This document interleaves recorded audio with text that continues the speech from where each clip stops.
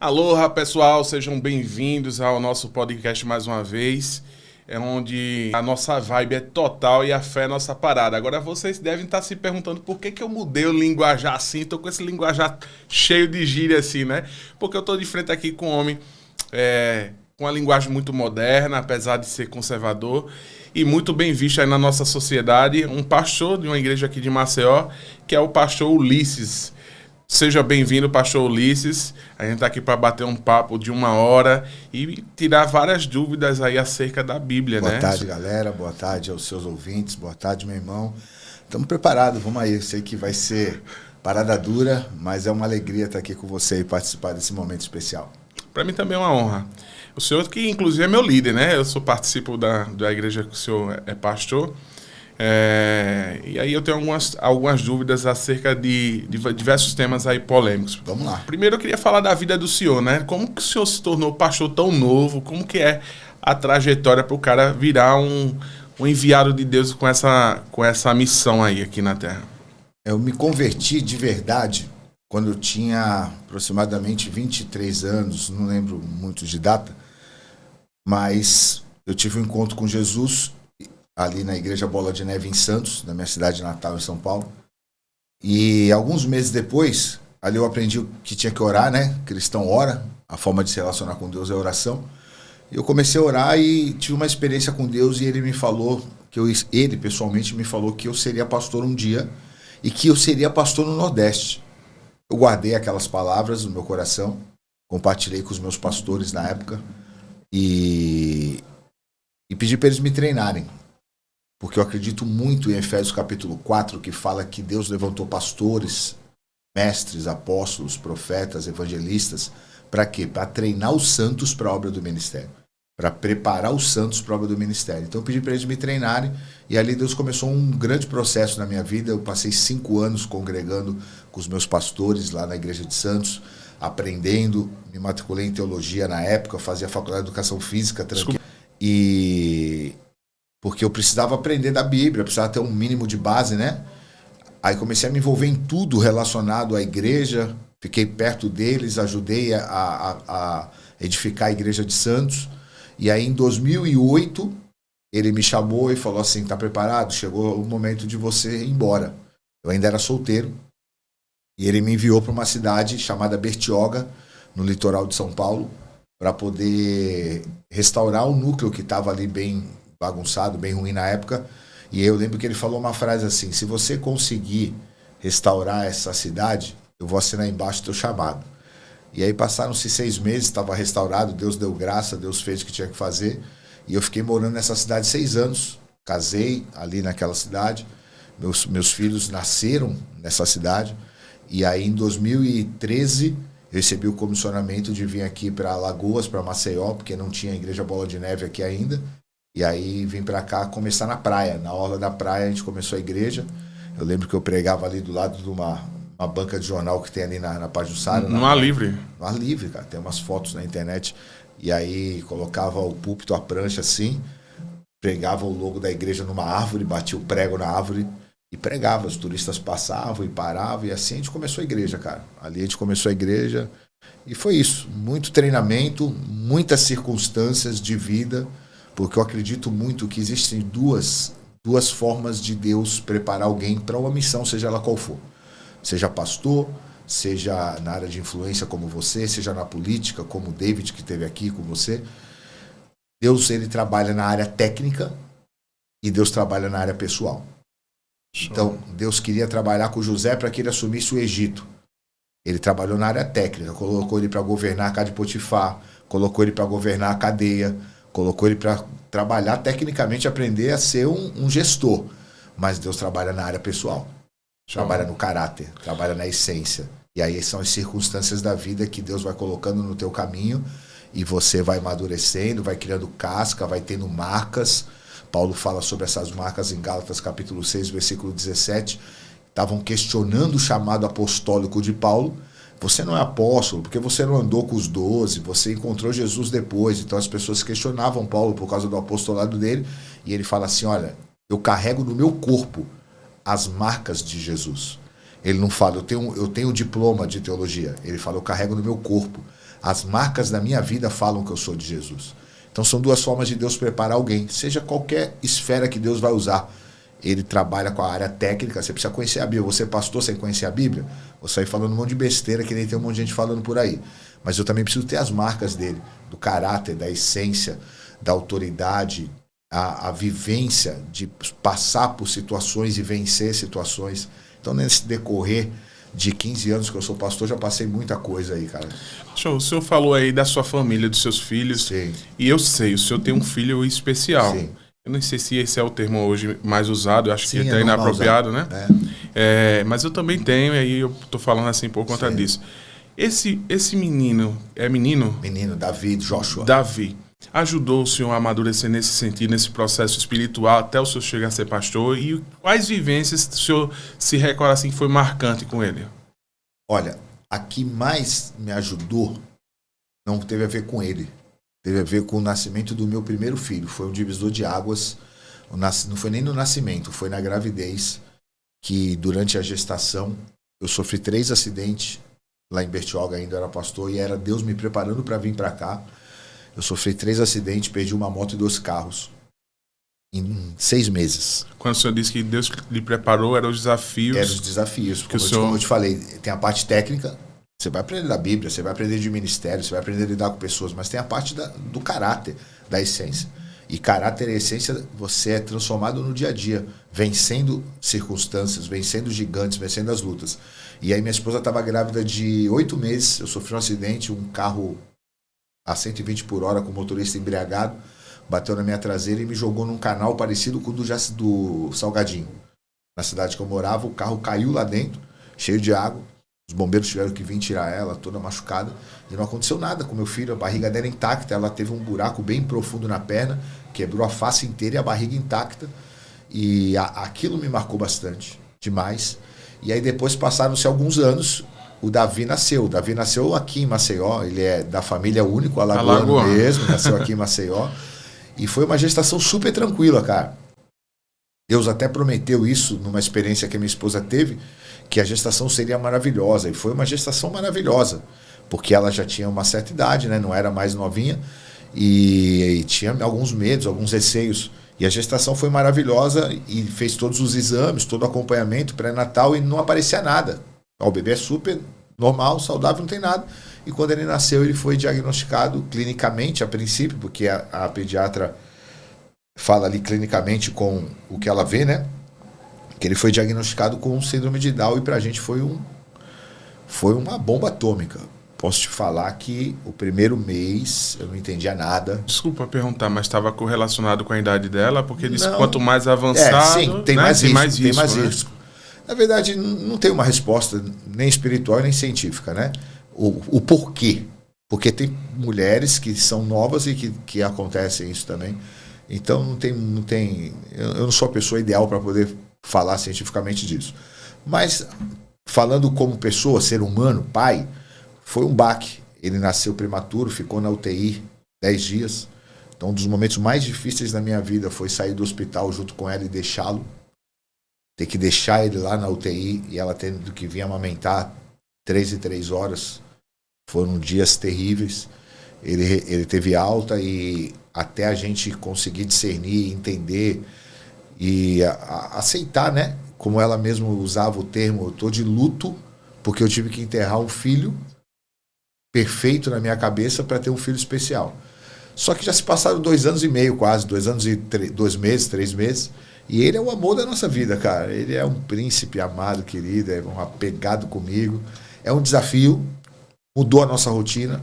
Você perguntou se me amadureceu. Me amadureceu 389%, porque você passa a enxergar a vida de outra forma, você passa a enxergar as lutas de outra forma, você passa a enxergar o próximo de outra forma. O fato de você ser pai te amadurece. Ser pai de um filho especial te amadurece muito mais. Posso te falar por experiência própria. Eu tenho uma irmã, tem 15 anos hoje. Tem síndrome de Down, mas ela não tem só síndrome, ela tem pentalogia de Fallot, que é uma doença muito correlacionada com as crianças que têm síndrome de Down, né? Isso gera o quê? É um problema cardíaco, são 5 problemas cardíacos, ela passou por 3 cirurgias. Meu Deus. Mas, cara, realmente você falou, é muito amor. É muito amor. Ela vai ser para sempre a nossa criança. É isso aí, cara. E é nosso bebê, né? É essa a missão que Deus me falou que eu tenho. Pastor, vamos falar um pouquinho de teologia? Vamos lá. Na ciência, o instrumento que identifica a verdade é o experimento. Sim. Se você quer saber se uma coisa é verdade ou não na ciência, ela tem que passar pelo experimento. Sim. A teoria da evolução, ela é uma teoria porque o fóssil perdido não se achou, então ela não se comprovou até hoje, ela é uma teoria. Sim. E ela não passou pelo experimento. No cristianismo e na teologia, o instrumento que identifica a verdade é a palavra de Deus. E ela está na Bíblia, não é isso? Exatamente. A Bíblia foi escrita originalmente em hebraico, de hebraico para aramaico, de aramaico para o grego, do grego para o latim, do latim para as diversas outras línguas. Não, isso foi no Antigo Testamento. O Novo Testamento é todo grego. Sim. Tudo no grego, o Novo Testamento.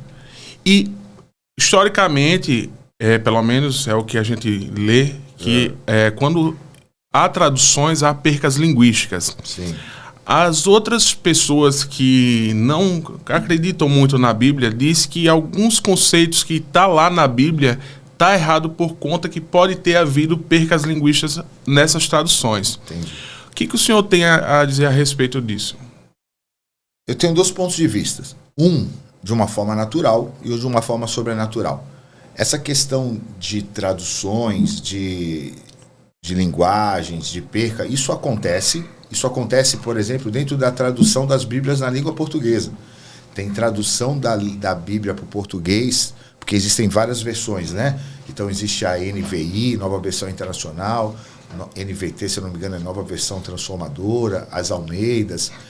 Dentro dessas versões, existe já algumas corrupções de traduções, que é muito importante. Eu até ensino os meus discípulos, os líderes da igreja, a saber comparar versões, porque as versões mais modernas, é gostoso de você ler uma versão moderna da Bíblia. Às vezes você vai ler aquela que é muito erudita e você, tipo, cara, que negócio chato de ler isso aqui. Aí você vai ler uma mais moderna, você começa a se familiarizar mais com a circunstância, com a história e com o que está escrito. Só que tem algumas, por exemplo, a nova linguagem de hoje, se eu não me engano é essa, NH, alguma coisa, essa daí tem muita corrupção. Essa aí você não pode pegar ela e ler como se fosse plena verdade, porque ela, se você pegar ela no português e comparar com uma outra mais erudita, você vai ver que está distorcendo o texto.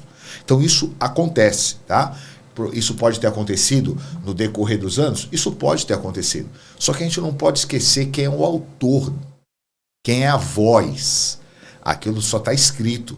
Mas está escrito por quê? Porque o autor quis publicar. E o autor é dono de tudo. O autor não perde o controle. No autor não é como eu e você que podemos escrever algo e esse algo se perder porque a gente morreu e acabou. O autor vive para todo sempre. É bacana. O autor está em todas as circunstâncias e em toda situação. E o maior interessado de que ela continue e ela não se perca, o maior interessado é o autor. Então a própria Bíblia diz: a palavra de Deus é a verdade de Deus expressa através dos profetas, dos patriarcas, dos apóstolos, para edificar seu povo. Então não tem isso. Para quem tem fé não tem questionamento. Ela pode ter se perdido? Pode ter se perdido, mas a essência dela não se perdeu, porque o dono dela é todo poderoso. E ele reexplica, né? Ele vai sempre querer reexplicar e colocar, e não tem como. Ele não pede controle para as circunstâncias, ele não pede controle para o tempo, ele não pede controle para as pessoas, ele não depende do autor. Tá. Uma outra questão a respeito disso. Se você é cristão, você acredita na Bíblia, sem automaticamente. Para mim não existe cristianismo fora da Bíblia. Tá. E eu acho que é 1 Timóteo, capítulo 2, versículo 5, diz: há somente um mediador entre Deus. Há somente um homem. Um mediador entre somente Deus. Um Deus e somente um homem que é mediador entre Deus e o homem, chamado Jesus Cristo. Certo. Como que o senhor explica essa questão de, por exemplo, me desculpe se não é um assunto muito polêmico, mas, por exemplo, Roma endossou Maria como mediadora. Existe um documento que chama Cônsulo do Vaticano II, que endossa Maria como mediadora. Documento feito por homens vivos. Sim. Como que o senhor explica essa situação? Política pura. Tudo isso foi baseado em política. Não é uma questão de religião, até porque eu, particularmente, você já deve ter me visto falar isso, eu não gosto de religião nenhuma, nem evangélica, nem católica, nenhuma, porque Jesus não veio estabelecer uma religião, ele não veio estabelecer a religião evangélica, ele não veio estabelecer a religião católica, ele veio estabelecer o reino de Deus na Terra. Então não é uma questão de religião, é uma questão de história, é uma questão de fé e de Bíblia. Então essa conexão dessas três coisas traz isso que eu estou te falando. Por que Roma fez isso com Maria? Por causa de política. Tudo começou por causa de política. Eles viram que estavam perdendo espaço para o cristianismo, para a igreja primitiva que pregava, que avançava cada dia mais. E o imperador na época se converte politicamente, e aí ele transforma tudo que é do cristianismo, ele transforma os deuses romanos para o cristianismo, e ali coloca Maria como uma dessas mediadoras. Então não foi apenas uma questão de fé, foi muito uma questão política, como acontece nos dias de hoje. Muita gente usando o nome de Deus aí no meio da política sem ter Deus, né? E se escondendo atrás de tudo isso. Foi mais ou menos o que aconteceu na época. Não existe. Maria foi uma grande mulher de Deus. Eu não deixo nenhum membro da igreja, alguém que esteja ao meu lado, falar mal de Maria. Bem-aventurada. Cara, meu sonho como pastor é que as mulheres da minha congregação fossem como Maria. Mas não mediadora. Não, é uma mulher. Ela morreu. Entendeu? Homem, mulher, seres humanos. Uma mulher que viveu como Maria. Ela é um padrão de mulher, cara. Deus escolheu ela para uma grande missão. O problema da igreja evangélica é que para atacar a outra religião, acaba atacando a Maria, que foi uma grande mulher de Deus. Sim. Que não tem nada a ver com a história. Que morreu e está esperando a ressurreição dos mortos quando a trombeta tocar e Jesus voltar. Como Pedro está esperando, Paulo está esperando, está todo mundo esperando. Pastor, o senhor falou uma coisa aí, agora eu queria pegar a deixa. O senhor falou quando Deus voltar. Quando Jesus voltar. Quando Jesus voltar. E a gente está vivendo aí alguns sinais, né? Essa questão da guerra aí do Hamas e Israel, né? Hamas e Israel. E a gente tá escrito isso na Bíblia, não tá? Não, isso exatamente não. Isso é um outro erro. Mas não tem evangélico. Sinal na Bíblia? Eu estava lendo Então, algo a respeito. Vou te falar, um dos erros evangélicos nesses cenários é querer colocar escatologia em tudo.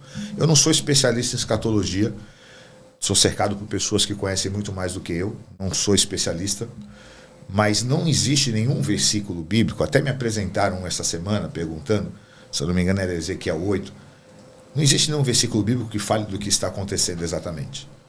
O que fala não é de uma forma direta, mas é de uma forma indireta, e são palavras de Jesus. Jesus falou que nós viveríamos nos últimos tempos uma intensidade muito grande de guerra, rumores de guerra, pestes, pandemias, doenças e estragos naturais, terremotos, tsunamis, de uma forma muito intensa. Jesus falou isso lá em Mateus capítulo 24. E isso ele não fala que é o fim. Ele fala que é o princípio das dores. Então, como uma mulher vai ter um parto, e ele faz essa analogia, quando uma mulher vai ter um parto normal, eu não pude ter essa experiência porque os meus 3 filhos nasceram de cesariana, mas quando uma mulher ela vai ter um parto normal, ela não sente uma dor, e nasceu. Ela começa um processo de dores. Até essa dor chegar num nível onde ela vai ter uma dilatação grande e vai estar preparada para o nascimento, que vai ser o ápice da dor.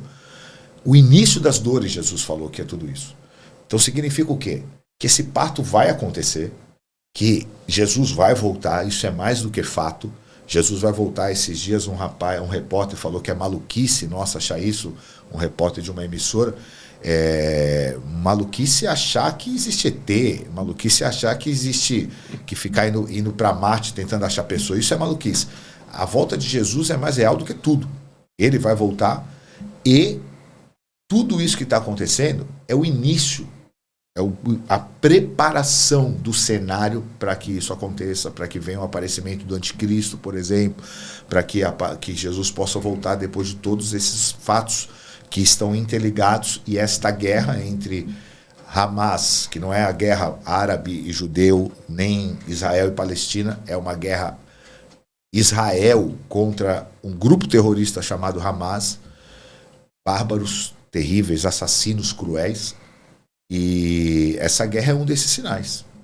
Que pode vir estourar uma terceira guerra mundial? Sim, pode vir estourar uma terceira guerra mundial, porque tem muitos interesses em jogo, muito mais do que Ucrânia e Rússia, por exemplo, tem muito interesse em jogo ali naquela região, interesses geopolíticos, financeiros, grandes.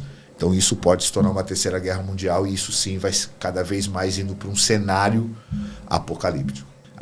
É porque as pessoas gostam de colocar aí acontece ficar lendo um monte de coisa. Acontece essas desgraças, aí acontece um monte de sensacionalismo. Sensacionalismo religioso, sensacionalismo político. Eu estou vendo um monte de político, tanto de esquerda e de direita, subindo em cima dos copos lá e fazendo campanha. Eu acho isso terrível. E o que tem, no meu ponto de vista, é o início das dores. Faz parte, essa guerra, a guerra da Ucrânia, a pandemia foi o início, faz parte desse início das dores, a pandemia de 2020. Então, tudo isso é um cenário sendo criado para o fim dos tempos. Mas não significa que chegou. Chegou a guerra. Não, tem muita coisa para acontecer. Entendi. Muita coisa para acontecer. Pastor, reprogramação cerebral.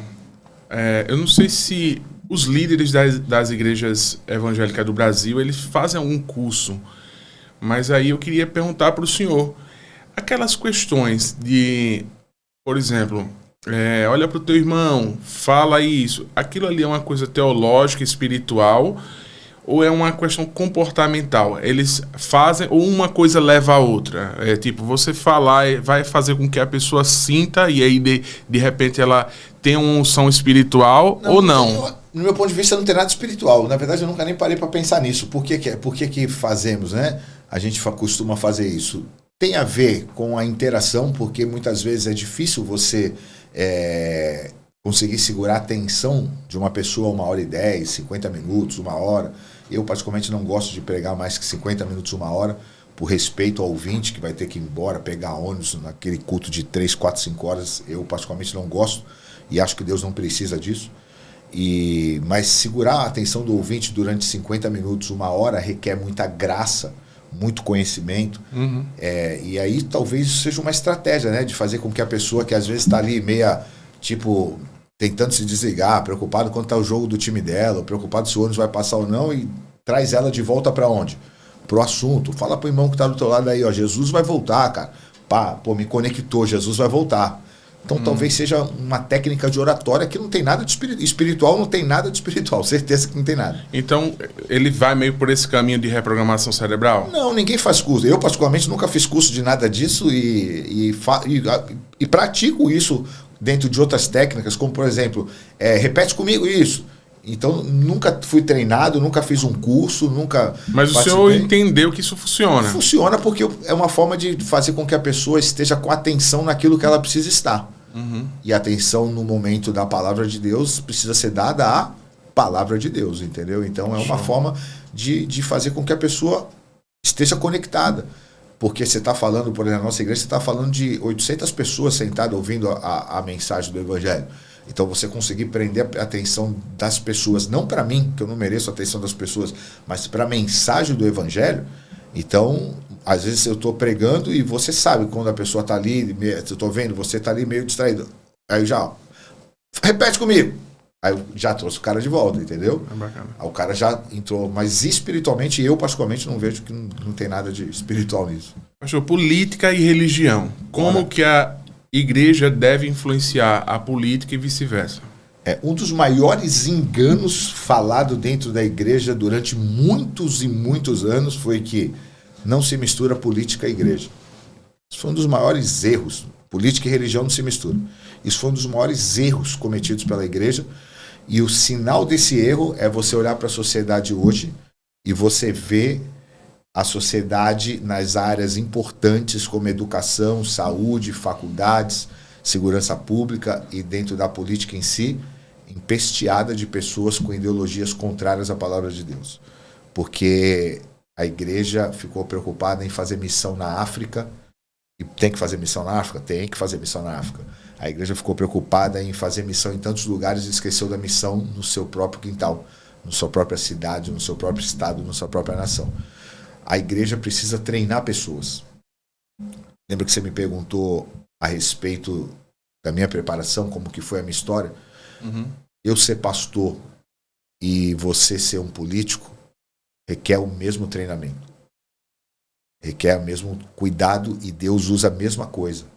Os apóstolos, os profetas, os mestres, os evangelistas, os pastores. Efésios capítulo 4, versículo 11. Para que Deus usa essas pessoas? Está lá. O propósito é edificar a igreja, edificar os santos, para que eles estejam preparados para a obra do ministério, para que não sejam como crianças levados por qualquer vento de doutrina e enganados por homens maldosos. Antes cresçam em tudo como cabeça Jesus. Então, a missão da igreja é treinar pessoas. Nem todo mundo vai ser pastor. Nem todo mundo vai ser missionário na África. E quem não vai ser pastor e quem não vai ser missionário na África não tem uma utilidade para Deus? Não. A diferença é que o meu ministério é dentro da igreja. Mas o ministério de quem tem um chamado para a política é dentro da política.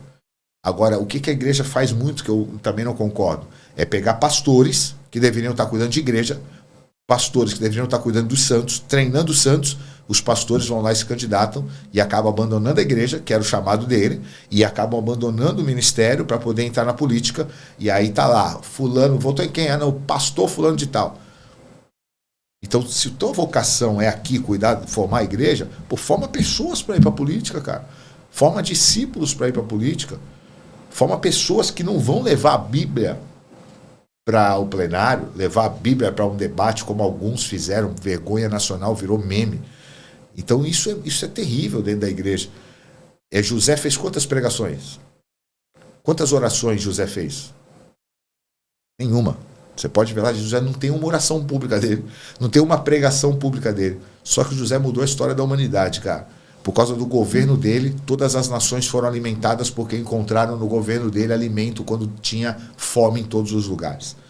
Então ele foi extremamente usado por Deus. Ele foi extremamente usado por Deus para alimentar nações. Deus colocou ele no governo da maior nação da terra. Só que ele não fez uma pregação. Ele não deu nenhum glória, nenhum aleluia sentado no trono de Faraó. Só que a igreja hoje acha que o político evangélico tem que ser aquele que vai lá com a Bíblia debaixo do braço e dá glória, aleluia, e fala em línguas lá no plenário, quando não. Tem que ser alguém que tem fé, princípios, treinado, tem caráter, tem técnica. Você tem que ter um mínimo de técnica de administração pública para poder estar lá, porque não adianta você estar lá apenas para fazer barulho. Você tem que ter técnica, mas também tem que ter as marcas da vida. Pastor, o senhor falou de ter o domínio do assunto e ter o chamado, né? Quando o senhor fala assim, não, tem pastores lá no plenário e tal... Não tem o problema de ter pastor no plenário. O senhor acredita... O problema é que eu acho que o pastor devia estar preocupado em cuidar das ovelhas da igreja e não do plenário. Sim, mas o senhor acredita que uma pessoa pode ter 2 chamados? Pode ter 2, 3 chamados. Só que ela não precisa entrar lá, no meu ponto de vista, é particular meu, tá? Ela não precisa entrar lá como pastor, cara. Sim. Se amanhã Deus me chamar... Podia usar o nome dela, a termologia. Se amanhã Deus me chamar, por exemplo, para a política, que eu acho muito difícil, não que eu não goste, porque eu gosto, mas porque o meu propósito é outro. Mas se amanhã Deus me falar alguma coisa sobre política, eu não vou entrar lá como pastor. Porque lá eu não vou ser pastor. Uhum. Lá eu vou ser um deputado, um vereador, um prefeito, eu não vou ser o pastor. Entendi. O pastor é um ministério eclesiástico. É um ministério para cuidar de ovelha. E lá não tem ovelha, lá tem lobo. Tem muito lobo. Entendeu? Então, são 2 propósitos diferentes. Eu posso ter os 2 propósitos? Eu posso ter os 2 propósitos, não tem problema nenhum. Mas eu preciso saber me portar nos 2. Eu não posso levar a Bíblia para o plenário e não posso trazer a política para a igreja. Se você tem um chamado para os 2, maravilha, vai ter que ter maturidade para os 2. Porque dentro da política eu preciso ser técnico. Eu vou lutar tecnicamente pelos princípios que eu tenho fé e que eu acredito, que são os bíblicos. Mas eu não vou levar a religião lá para dentro, porque o Estado é laico. Eu vou levar princípios. Eu vou levar minha fé com princípios, com atitudes. com leis, vetando leis, com projetos justos, sérios, sociais, mas não levar a religião. Mas tem como desvincular uma coisa da outra? Por exemplo, o aborto é uma questão técnica, mas é uma questão Mas é um princípio, é o que eu estou te falando. É um princípio. E religioso. É um espiritual. Princípio de fé. O princípio de fé que eu tenho. Eu sou 100% contra o aborto em qualquer circunstância. Então, se eu sou um político, Ulisses Cunha, deputado, vereador, seja o que for, eu vou lutar porque eu acredito nisso. Ah, mas o senhor acredita por quê? Eu acredito pela minha fé. Mas não convém eu falar aqui. Eu acredito porque eu acredito cientificamente. Que a vida é concebida a partir... Né, você pode falar de ciência fácil sobre isso. Isso é fácil falar de ciência, né? Na verdade, é hipócrita falar de ciência, proteger a vida da tartaruga lá de uma ameba em Marte e não proteger uma vida no ventre. Isso é hipocrisia para mim. Eu não preciso falar de fé para isso. Eu posso falar só de ciência. Mas eu sou contra, baseado também na minha fé. Falando nisso, o senhor se posiciona politicamente firme, o senhor tem expressões claras sobre a política, sobre o cenário atual. Sim. Por exemplo, o Supremo Tribunal Federal agora está voltando sobre o aborto. O que é que o senhor acha disso? Eu acho que é uma usurpação de poder. Porque não são eles chamados para fazer isso. Na verdade, o cenário do Brasil é esse, usurpação de poder. O Brasil é dividido em 3 poderes. Cada um faz o seu. E eles estão usurpando de um poder que cabe ao Senado e à Câmara dos Deputados fazer. E aí está essa guerra entre eles lá, né? Só que, na verdade, o Brasil, isso há anos, né? O mandato do Bolsonaro praticamente todo, quem governou foi o Supremo Tribunal Federal, baseado em... Eu não sei a palavra técnica, não é denúncia. 30 dias para uma resposta, 3 não é dias. Denúncia, por exemplo, o presidente faz um decreto, ou os deputados lançam uma lei, alguma coisa, alguém vai lá e reclama, mexe com o STF, que tem um termozinho jurídico para isso, mexe com o STF tem que se manifestar e veta aquilo lá como se fosse o dono da verdade. Eu acho que eles estão mexendo onde não deveriam mexer, e o grande problema do aborto sendo liberado para a nação é o seguinte: se uma mulher quer fazer o aborto, ela faz o aborto. Não importa se é o meio que ela vai usar. Ela fez o aborto. Ela vai dar conta para Deus disso. Ela se tornou uma assassina. Tá? E a Bíblia deixa claro sobre isso. Ela vai dar conta para Deus disso. Mas ela vai dar conta para Deus. Porque quem assassinou uma pessoa foi ela. O corpo é dela. Mas quem está lá dentro não é o corpo dela. É um outro corpo dentro dela. Então ela não tem esse direito. Se ela não quiser que tenha um outro corpo dentro dela, ela se previna, não faça sexo, se vira. A partir do momento que ela fez, ela vai ter que se submeter à ciência, que a ciência fala sobre esse outro corpo dentro dela. Mas ela vai dar conta para Deus. Quando uma nação assina algo, uma liberação, uma lei, um decreto, seja o que for, aceitando o assassinato de bebês, chamado aborto, que o nome é assassinato de bebês, quando uma nação faz isso, essa condenação não é mais pessoa física. Essa condenação não é mais para a mãe que está fazendo o aborto. Essa condenação agora é pessoa jurídica. Essa pessoa jurídica chamada República Federativa do Brasil. A nação vai ser cobrada por isso. E aí, quem está dentro da nação? Você, eu, meus filhos, os filhos dele, a mãe dele, todo mundo que não tem nada a ver, que concorda ou não concorda, está dentro da nação.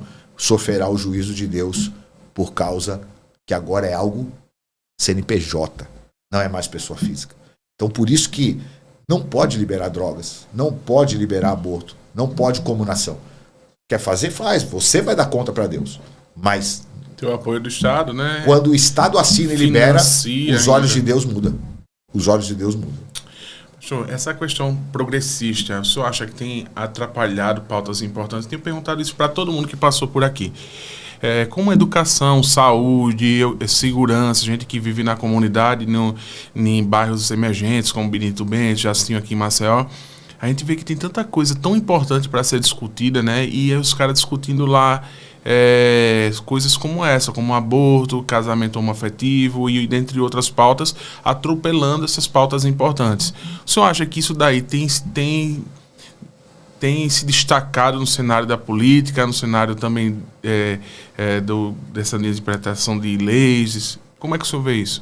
Eu vejo isso como um trabalhar das trevas, não de agora, mas de 20, 25, 30 anos atrás. Tudo isso não começou agora. Como eu te disse, a igreja estava preocupada em enviar missionários para a África 20 anos atrás e esqueceu de enviar missionário para onde também deveria enviar.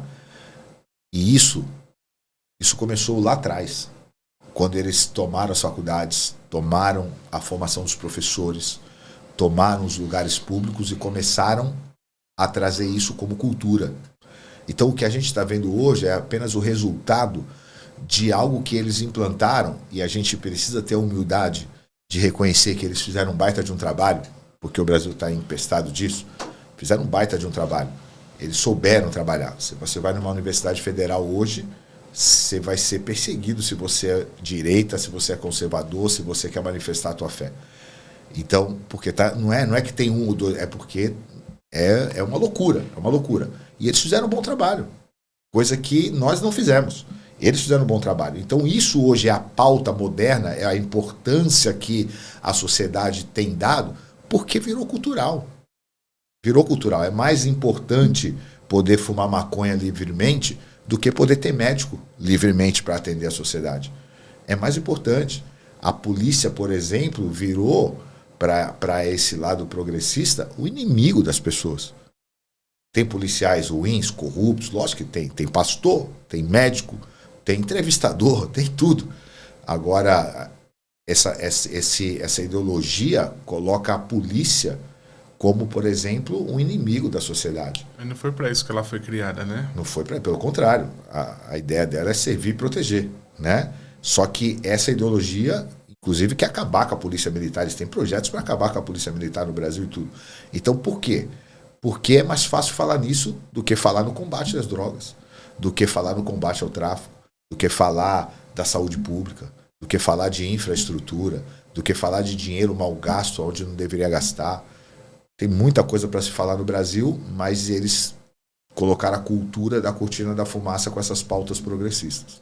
E o senhor vê algum jeito de a direita se reeducar, se reestruturar, dela ela tomar um caminho que possa, de repente, daqui a pouco tempo, bater de frente com essa estrutura que hoje eu também acho que é organizada?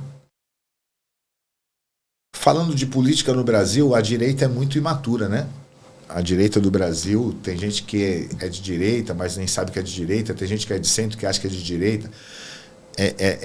A esquerda é muito mais madura, muito mais organizada do que a direita. Mas falando espiritualmente, onde é mais o meu lado, o meu papel, e onde eu tenho um pouquinho mais de base para falar, eu não acho que vai mudar. Eu estava até falando com meu filho de uma música que a gente canta, que o Fernandinho canta, que no final ele fala assim: vamos mudar o mundo, vamos mudar o mundo. Na verdade, a gente não vai mudar o mundo, isso é uma mentira. Porque biblicamente é uma mentira. O mundo vai ter que se tornar o caos, o mundo vai virar o caos, faz parte daquele plano, início das dores, que a gente estava falando de escatologia. Tudo isso faz parte, o mundo vai virar o caos. Agora a gente precisa fazer o nosso papel. E o nosso papel é o quê? É tentar deixar um lugar, um Brasil, uma Alagoas, uma Maceió, melhor para os nossos filhos. Sem a promiscuidade, sem a drogadição, sem a libertinagem. Então, isso fala de sermos aqueles que vão bater de frente, que vão resistir, que vão lutar, que vão colocar pessoas nos lugares que precisam ser colocados e tal. Agora, que a gente vai mudar e vai tomar, e o Brasil vai ser um país conservador de direita, não vai, cara. Eu acho que isso aí é ilusão. Eu acho que nunca vai acontecer. Pastor, a igreja, eu também tomo cuidado de, quando eu vou falar de igreja, o senhor falou anteriormente que não gosta de falar de religião nem de igreja, por conta, acho até do papel social que a igreja tem, né? A igreja, de um modo geral, ela tira a gente das drogas, tira a gente da linha do aborto, do suicídio. O senhor hoje tem ideia de quantas pessoas o senhor ajudou a tirar desse caminho? Não, nunca através de projeto social. O senhor não traz para o senhor, né? Eu nunca parei para contar, porque uma vez um cara na Bíblia parou para contar e teve problema por causa disso. A Bíblia fala que Davi foi contar quantos soldados ele tinha. E por que ele foi contar quantos soldados ele tinha? Porque esses números mexem com a nossa natureza egoísta, com o nosso ego, com o nosso eu, que todo mundo tem, cara. Todo mundo tem. Só que a Bíblia nos ensina a matar ela todo dia. Negar a si mesmo e tomar a cruz é uma das exigências de Jesus para seguir. Mas por que eu acho importante te perguntar e ter esse número? Então, eu não tenho números, eu nunca parei para contar, não tenho número. Eu sei que é bastante gente. Gente. Eu sou pastor há 15 anos. Antes de ser pastor, eu já era atuante no ministério na minha igreja local, onde eu servia há 4 anos. Então foram muitas pessoas saindo de diversos buracos, de suicida, a homossexualidade, a depressão, drogadição foi muito. Eu vou até te dar uma dica para você trazer um dos pastores, filhos meus, pastor lá de Arapiraca, vou fazer essa ponte para te ajudar, você trazer ele aqui, que ele é o tipo, se eu pudesse falar de troféu, ele é o meu maior troféu. Porque esse camarada, a história dele é surreal. A história dele só vou dar um pitaco aqui para você te instigar a convidá-lo.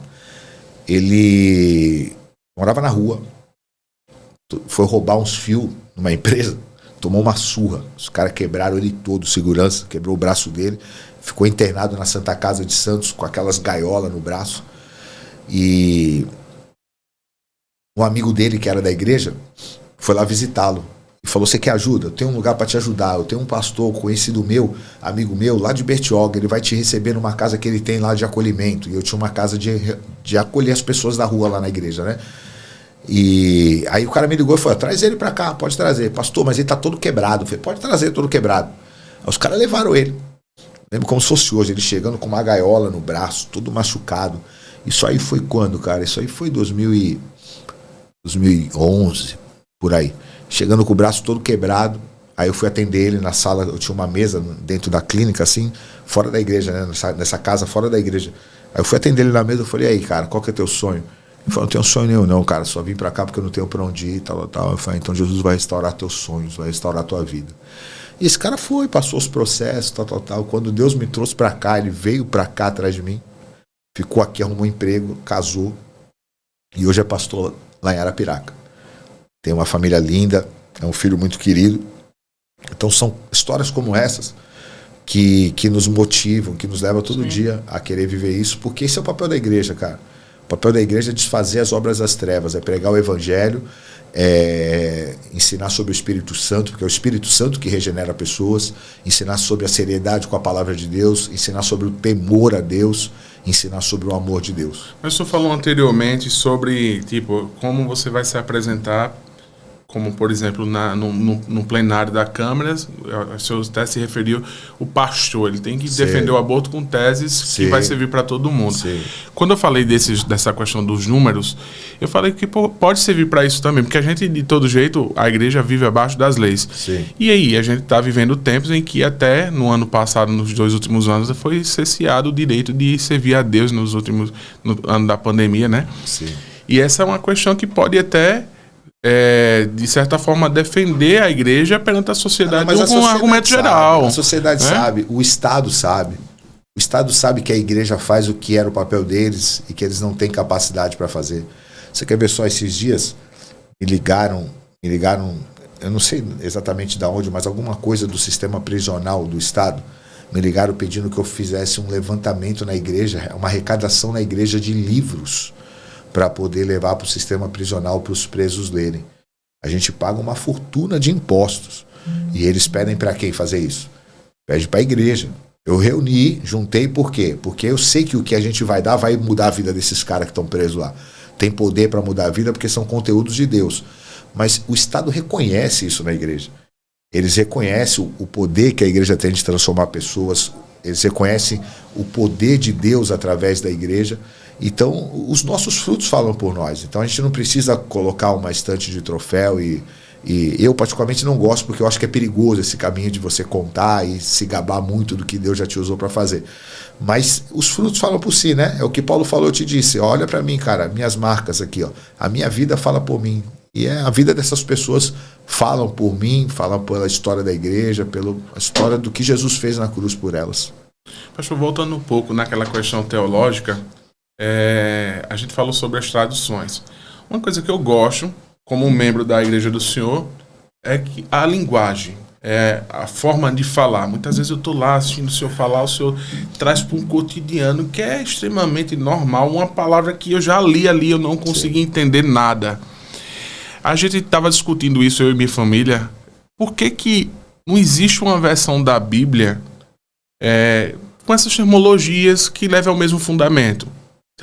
Como se fosse traduzir novamente para os novos tempos, para o cotidiano. Eu já vi o senhor usando, tá eu aqui, Jesus, e Jesus me fala isso e tal, e aquilo ali me preenche, que eu consigo viver aquela situação, tá lá dentro. Isso é uma graça que Deus me deu. Eu tenho uma facilidade de fazer isso, de entrar nas histórias, né, e trazer você para a história junto comigo, e ali a gente parece que tá, tipo, eu, você e Jesus no jardim, ele falando com a gente. Só que existem Bíblias assim, essas Bíblias que eu te falei, por exemplo, a NVT, a NVI e a Nova Linguagem de hoje, são Bíblias que têm esse linguajar. É um linguajar moderno, um linguajar fácil de entender e tal. Só que algumas delas, principalmente a Nova Linguagem de hoje, ela não é fidedigna à essência do texto, à exegese do texto, ao que o texto realmente quer dizer. Então, se às vezes você muda uma vírgula, você muda uma palavrinha, você mudou o sentido da parada, e mudando o sentido da parada, você mudou talvez o princípio que Deus queria ensinar através daquilo. Então, tem essa Nova Linguagem de hoje, eu sou muito pé atrás com ela. Mas a NVT e a NVI, elas têm bastante coisas legais e tem um linguajar que você consegue entender. Só que aí vai muito da forma de quem vai contar essa história, de quem vai interpretar e como vai interpretar essa história para que o ouvinte possa entrar nela e não sentir apenas que ele está ouvindo uma história, mas que aquela história vai ser para ele na segunda-feira. Porque eu gosto de pregar o evangelho na onde você consiga aplicar no teu escritório segunda-feira.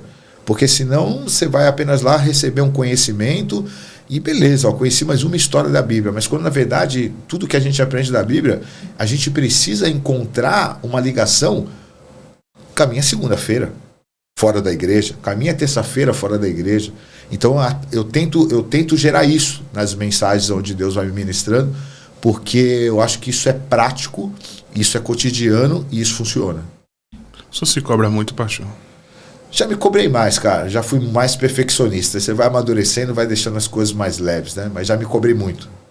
Mas o senhor tem cara de ser bem firme, assim. Às vezes o senhor quer, por exemplo, pegar um copo de água ali, não, já tomei muita água hoje. Ou então comer uma carne, não, essa gordura. Teve épocas da minha vida que eu estava mais focado, por exemplo, nessa questão de alimentação, que eu era bem assim mesmo, até pesava lá, colocava 300 gramas, tem que ser 300 gramas. Mas hoje eu estou mais tranquilo em relação a isso e você vai amadurecendo, as coisas vão se tornando mais leves, né? No geral, em tudo. Agora eu continuo firme. Firme eu continuo, acho que eu vou morrer com a mesma firmeza. O senhor lida de quantas igrejas aqui em Alagoas hoje? Aqui em Alagoas nós temos como igreja, núcleo e célula umas 18, 19 por aí, no estado todo. Você acha que abre mais esse ano ainda? Não, esse ano não. Esse ano a gente está focado em outras missões. Esse ano a gente focou em outras coisas, porque a gente não pode cair no erro, e aquilo que eu vou voltar lá para o início, de sair enviando pessoas à torta à direita sem estar preparado. Então, preparo faz parte do evangelho, o preparo faz parte do reino de Deus. O senhor acha mais fácil hoje, quando o senhor fala assim, me leva a essa pergunta. Sim. Abrir uma igreja, que não é fácil, mas ela o senhor acha menos difícil abrir uma igreja do que preparar uma pessoa para operar ela? Para cuidar do... É mais difícil preparar uma pessoa. É mais difícil. Porque abrir igreja, quando nós falamos esse termo abrir igreja, existem dois caminhos. Existe um caminho institucional, que é fácil. Se eu tiver dinheiro, eu abro igreja todo dia, uma em cada cidade. E é isso que muitas igrejas que têm dinheiro fazem. Porque é fácil abrir, cara. Você vai lá, abre uma igreja, contrata um pedreiro, pinta, compra, põe um som, blá, blá, blá, beleza. E daqui a pouco vai ter gente lá. Porque as pessoas estão fome, tem fé. Daqui a pouco vai ter gente. Mas a questão não é abrir uma igreja. A questão, a Bíblia não fala em nenhum momento que Jesus mandou a gente abrir igreja. A Bíblia fala que Jesus mandou a gente fazer discípulos de todas as nações. E isso fala em edificar uma igreja, não abrir uma igreja. Então eu tenho muito cuidado com essa questão de abrir igreja, que é fácil demais, cara. É fácil. Se tiver um patrocinador, eu abro igreja em tudo que é lugar no mundo. É fácil. Agora, edificar uma igreja é muito difícil. E para edificar uma igreja, Você precisa ter um pastor, um missionário que esteja edificado. Porque senão ele não vai edificar, ele vai destruir. E é o que acontece com muitos lugares. Essa pressa, porque eu ouvi isso durante muito tempo. Deus tem pressa, Deus tem pressa. Isso é uma mentira, Deus tem pressa nada. Deus tem o tempo dele, ele é o Senhor do tempo. Esse negócio que Deus tem pressa é mentira. Então as pessoas vão e enviam pessoas rápido, sem passar pelo fogo, sem passar pelo treinamento, sem passar pela vivência. E essas pessoas vão, matam outras pessoas, muitas vezes se matam. Ah, mas deu certo, mas quantas pessoas foram sacrificadas para dar certo? Quantas famílias se desviaram e talvez nunca mais pisem numa igreja? Então isso muitas vezes não é levado em consideração, porque depois de 3, 4 anos deu certo. Mas o que aconteceu no caminho para dar certo? Quem vai dar conta dessas famílias que foram machucadas porque alguém que não estava treinado estava lá? Então isso é muito importante a gente ressaltar. Então eu tenho muito zelo com isso, de não sair apenas abrindo igreja, preparar pessoas para edificar a igreja na cidade onde elas estão sendo comissionadas. Pastor, o senhor, na igreja do senhor, o senhor prega salvação. O que o senhor tem a falar sobre a teoria da prosperidade? Eu sou completamente contra não a prosperidade, porque a prosperidade é bíblica. Agora, essa teologia da prosperidade, ela coloca o evangelho baseado na prosperidade. Esse é o problema dela. Prosperidade não é riqueza. A Bíblia não promete riqueza para ninguém. Costumo dizer que prosperidade é ausência de necessidade. E é exatamente isso que é a promessa bíblica. A Bíblia fala, por exemplo, o justo jamais mendigará o pão. Mas a Bíblia não fala que vai ter picanha dentro desse pão todos os dias. Então, a prosperidade é você ter o pão. É você não ter falta. Então, eu conheço pessoas que são extremamente ricas, mas não são prósperas. E eu conheço pessoas que não têm tanto dinheiro, mas são extremamente prósperas. Tem gente que vai passar por essa vida, do início ao fim, sem ser próspera financeiramente? Não. Depende do que ela planta, né? Porque a prosperidade fala da colheita e da semeadura. A Bíblia fala isso. Se eu planto muito, eu colho muito. Se eu planto pouco, eu colho pouco. Então isso depende dos princípios que rege a vida financeira dela. Vamos supor, uma pessoa extremamente fiel a Deus, servo na igreja, e que Deus, na minha concepção, não... acho que ele pensa assim, se eu der mais alguma coisa para aquela pessoa, talvez ela... Pode ser, isso pode e acontecer. Aí ele vai passar por essa vida, mesmo sendo fiel, mesmo sendo uma pessoa servo do Senhor... Não miseravelmente, ele não vai passar uma vida miserável. É isso que eu estou tentando diferenciar para você. Prosperidade não é riqueza. Sim. Entendeu? Ó, por exemplo, eu não tenho casa, moro de aluguel, mas me considero um cara próspero. Eu não sou rico, não ando em luxo, nada disso, tenho uma vida super simples, mas eu me considero um cara próspero. Porque prosperidade fala de bem-estar, fala de ter um lar, não uma casa. Tem gente que tem uma casa, mas não tem um lar. Eu não tenho uma casa própria, mas tenho um lar. Tem harmonia na minha casa.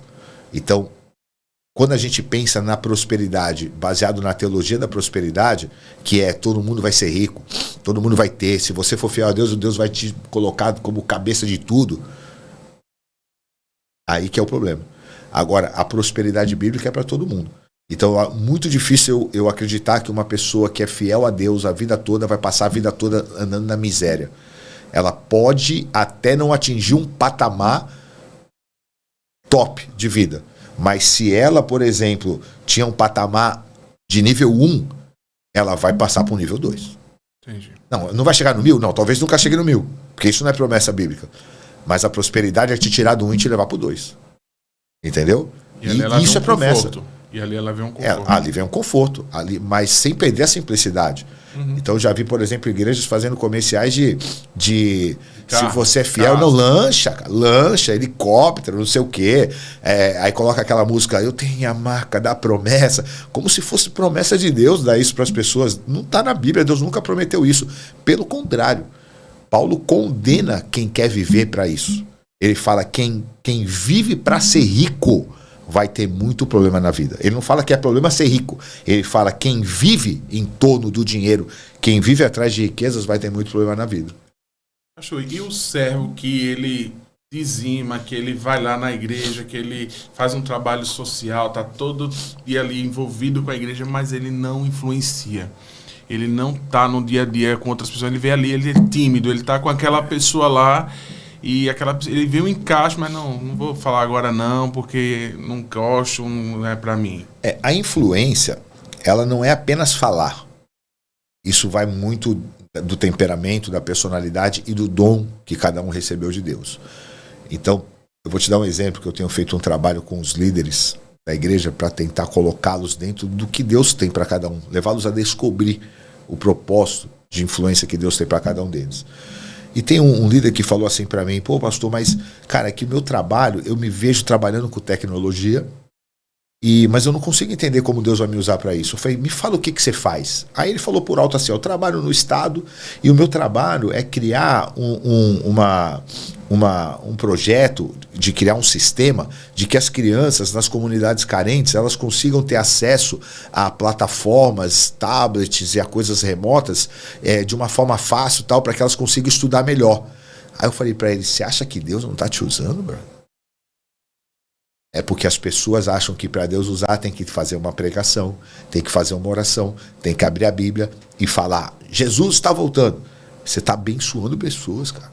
Você está abençoando crianças, na qual o reino dos céus pertence a elas.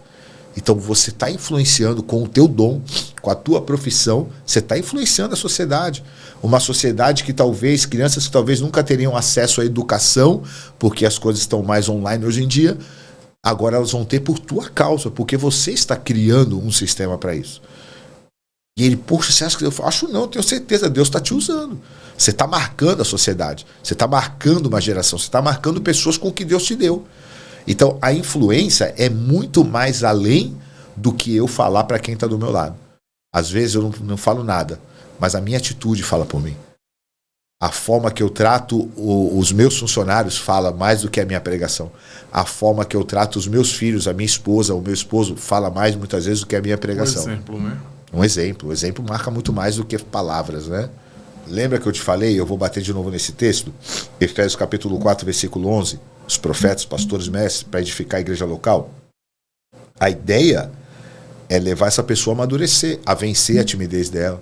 Talvez essa timidez que trava ela seja algum trauma de infância, alguma coisa que aconteceu, então a gente vai orar, a gente vai trabalhar, ministrar, trabalhar a identidade, porque talvez essa timidez seja uma identidade que ela nem conheça, ou uma falta de amor próprio por causa da rejeição. Tem vários fatores, né? Estou dando aqui umas suposições. Então isso vai ser trabalhado. Aí entra o papel da igreja, do discipulado, do acompanhamento, do pastoreio, de trabalhar essa pessoa. Para quê? Para que ela possa amanhã estar no banco e ser uma influência dentro do banco. Na hora do almoço, saber ministrar a pessoa amiga de trabalho dela ali, que vai falar que, poxa, eu vou separar do meu marido, não estou mais aguentando, e ela vai ser uma influência de Deus para restaurar aquela família, ou talvez no mínimo para fazer com que não se acabe. Então isso é o papel da igreja. O papel da igreja é treinar pessoas. Discipulado é treinar pessoas a serem parecidas como Jesus. E é isso que eu tento fazer há 15 anos, cara. 15 anos eu tento treinar pessoas para que essas pessoas me ajudem a treinar outras pessoas, para que essas pessoas possam ser verdadeiramente a igreja viva fora das quatro paredes do nosso templo. Bacana, Pastor. Pastor, eu queria agradecer o senhor por ter aceitado o convite e dizer ao senhor que as portas estão sempre abertas para o senhor, para trazer, levar informação para os nossos ouvintes aí e ver o outro lado da moeda também, porque a gente fala com todos os públicos, né? E a você, querido ouvinte, agradecer por você ter ficado essa hora aí com a gente mais uma vez. Queria pedir a você novamente para você dar aquele like, curtir e ativar o sininho. Esse canal que está começando, mas a gente está se engajando aí para fazer essa família crescer, beleza? Desde já agradeço vocês todos. Até a próxima.